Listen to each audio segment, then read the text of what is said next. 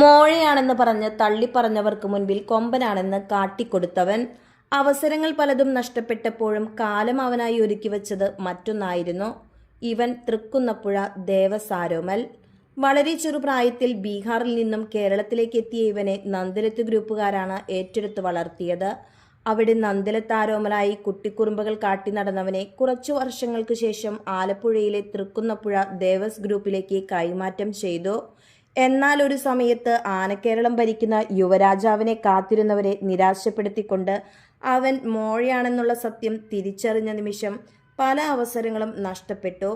എല്ലാവരാലും തഴയപ്പെട്ടെങ്കിലും കാലം അവന് കാത്തുവെച്ച നിയോഗം മറ്റൊന്നായിരുന്നു. അത്ഭുതങ്ങളിൽ അത്ഭുതമെന്നോളം അവൻ വളരുന്നതിനോടൊപ്പം അവൻ്റെ കൊമ്പുകളും വളരാൻ തുടങ്ങി.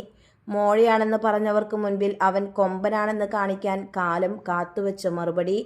പ്രായം 25-നോടടുക്കുന്നതേയുള്ളൂ. ഇനിയും അവന് സമയമുണ്ട്. ഭാവിയിലെ ആനക്കേരളത്തിൻ്റെ യുവരാജാവായി കാലം അവനെ അംഗീകരിക്കുന്ന ദിവസത്തിനായി നമുക്ക് കാത്തിരിക്കാം.